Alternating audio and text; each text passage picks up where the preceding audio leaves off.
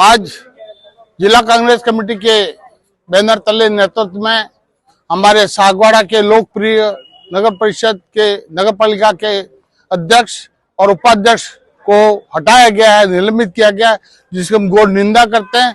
और उसी के बारे में हमने यहाँ राज्यपाल महोदय के नाम उपखंड अधिकारी सागवाड़ा को ज्ञापन दिया है। पूरे जिले की जनता ये चाहती है कि ये जो है लोकतंत्र की हत्या की गई है और इस प्रकार हत्या नहीं होनी चाहिए।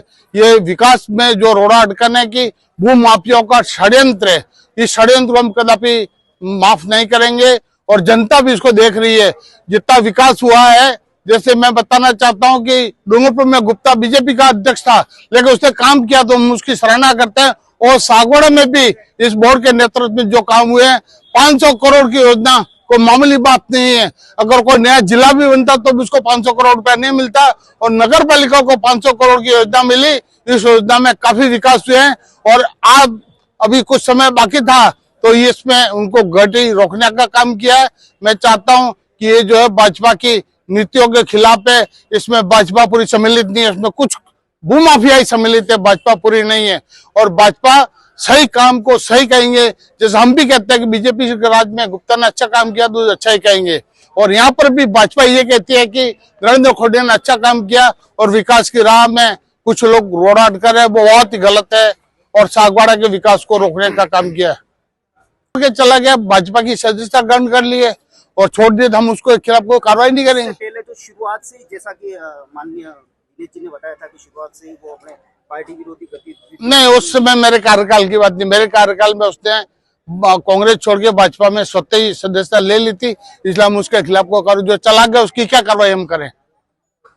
बहुत बड़ा समुद्र है जहाँ तरह तरह के कार्यकर्ताओं को, 36 कौम के लोगों को सबको एकोमोडेट करना पड़ता है। और आशीष गांधी जो है उसके पिता प्रतिपक्ष के नेता रहे और पहली बार ये चुनाव लड़ा था तो ये था कि भाई तमन्नाएं इसकी भी थी, लेकिन जनता ने जो वोट दिया था वो नरेंद्र खोड़िया के नाम पर दिया, तो पूरी जनता और पूरे पार्षद उसके पक्ष में थे।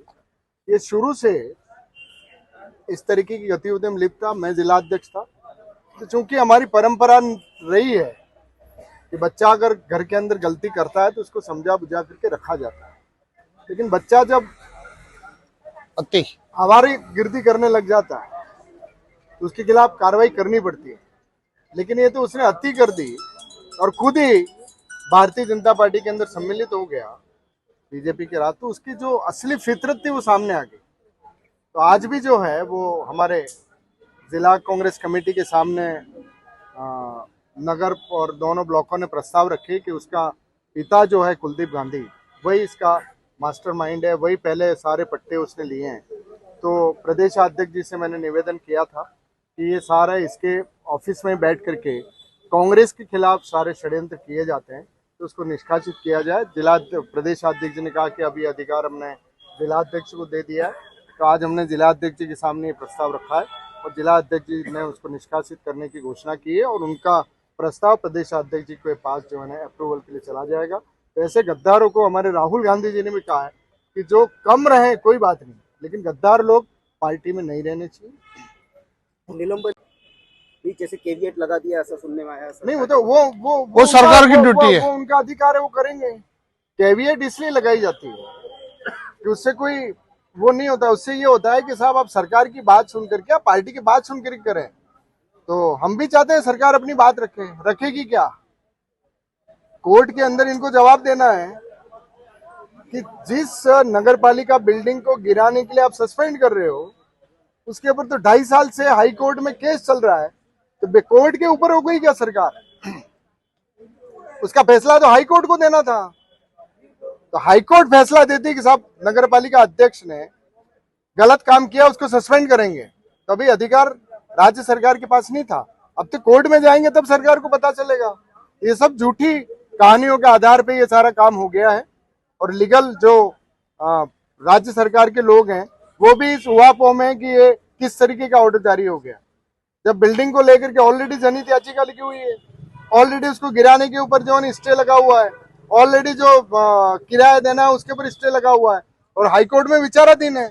तो विचाराधीन है तो राज्य सरकार कैसे फैसला ले सकती है। इसलिए हम हमारी बात रखेंगे और हमें लगता है कि सागवाड़ा की 50,000 जनता जो जिसके साथ कुठोराघात हुआ है उसके लिए कोर्ट हमको बढ़िया न्याय देगी। जैसे आज हमारे पार्षद हमारे कांग्रेस के हमने उनको आमंत्रित किया जो हमारा कांग्रेस का कार्यकर्ता है। ये जितने आए हैं ये कोई जनता नहीं है। जिला कांग्रेस कमेटी ने हर पंचायत से कांग्रेस के कार्यकर्ताओं को बुलाया। कोई हमारा मंडल अध्यक्ष है, कोई मंडल के पदाधिकारी हैं। और आम जनता जिस दिन इकट्ठी करनी पड़ेगी उस दिन करेंगे। जैसे ये लड़ाई, इस लड़ाई को आप सागवाड़ा की लड़ाई मानते हैं, तो सागवाड़ा की लड़ाई में सागवाड़ा की जनता नदारद क्यों? नहीं, सागवाड़ा की जनता कोई नदारद, हमने जनता को आमंत्रित ही नहीं किया है। आज जिस दिन जरूरत पड़ेगी आ जाएगी। आज हनुमान जयंती है, पूर्णिमा और शनिवार है, इसीलिए इसकी वजह से लोग कम है। बाकी यहाँ तो काफी गैदरिंग होती। तो क्या ये माना जाए कि कुलदीप गांधी को निष्कासित कर दिया है या अगले 24 घंटों में का निष्कासन का जो नहीं, प्रस्ताव आया है, हमने अनुमोदन के लिए भेज देंगे अभी और शाम तक जो है वो हम आदेश आएगा और हम प्रसारित कर देंगे, प्रेस नोट आपको जारी कर देंगे।